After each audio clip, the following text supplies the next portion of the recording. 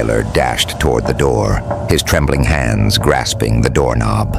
No matter how hard he twisted it, the door refused to budge.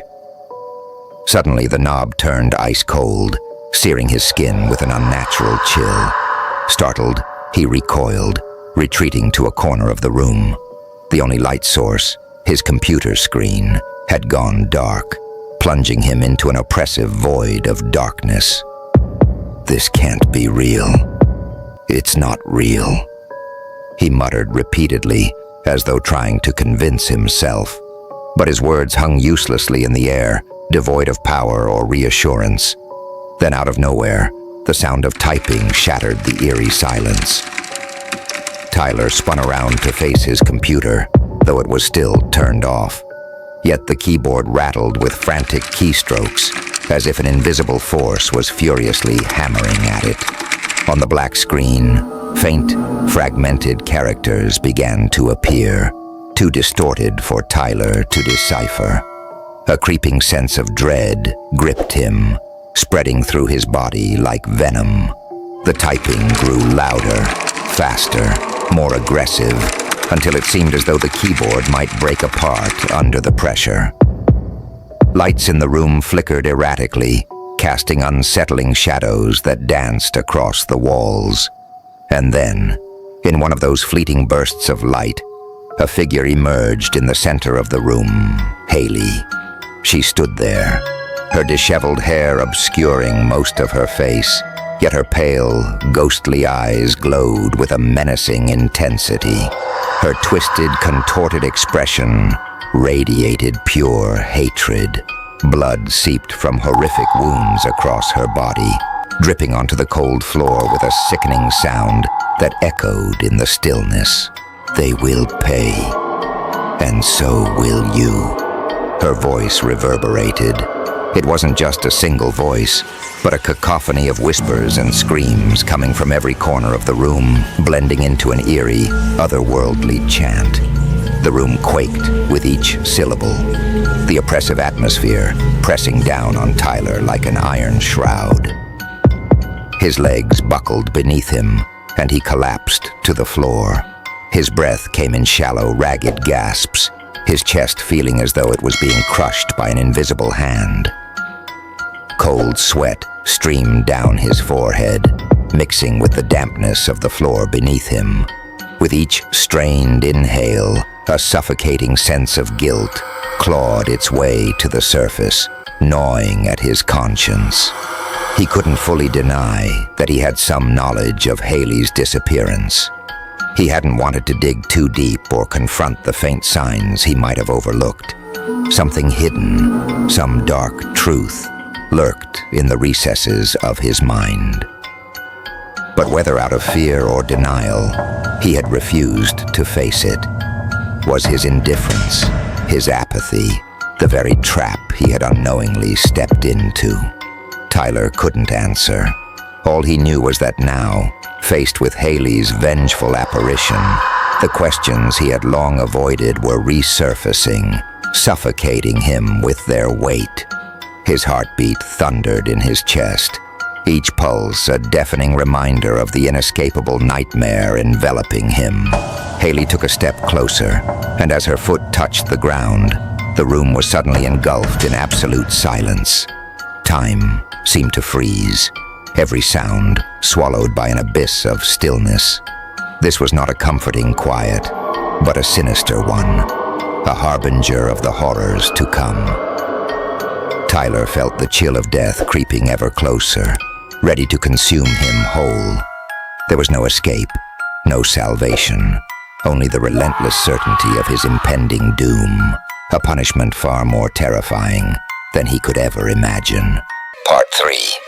The story of Lauren, the terrifying meeting room. Lauren, the head of human resources, was known for being strict and resolute. To her, every decision had to be grounded in logic, data, and calculation. Tales of ghosts and the supernatural were mere superstitions, not worth her time. However, lately, she began sensing an inexplicable unease in the office. Whispers circulated about chairs in the meeting room, moving on their own at night. But Lauren dismissed it all, chalking it up to pranks or overactive imaginations. One late evening, Lauren returned to the office to retrieve an important document she had left in her drawer.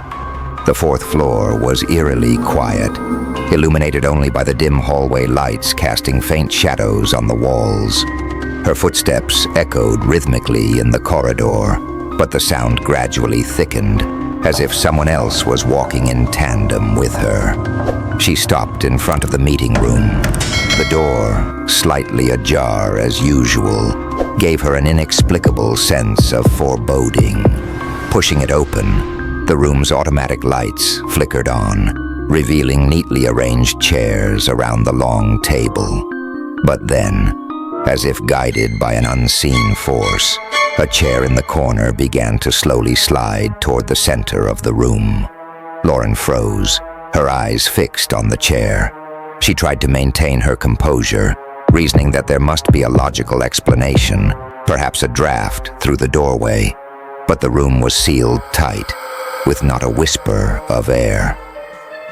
Suddenly, all the chairs in the room jerked violently toward the table, their legs scraping against the floor with a shrill, eerie screech. The room seemed to morph into a surreal painting, where everything defied the laws of physics. Lauren took a deep breath, cold sweat trickling down her neck. She turned to leave, but the door slammed shut on its own. Trapped inside the meeting room with no escape, her panic surged. She pulled at the handle desperately, but it refused to budge, as if locked from the outside. Struggling to stay calm, she dug her phone out of her bag and immediately dialed security. But as she pressed the phone to her ear, all she heard was a chilling, endless beeping tone. Glancing at the screen, she realized there was no signal. Every bar had vanished, leaving her completely cut off from the outside world. "What the hell is going on?" Lauren muttered under her breath, trying to keep her nerves in check. Her eyes darted around the room, eventually landing on the wall clock. She had noticed its ticking when she first entered, but now it had stopped. The hands were frozen, pointing exactly at midnight. Lauren's heart pounded violently, not just from the clock's eerie stillness, but from the sudden oppressive atmosphere. She tried calling again, but the same lifeless tone greeted her. The unsettling quiet grew heavier, as if the silence itself had weight. Suddenly, a faint rustling noise emerged from the corner of the room, like papers being shuffled.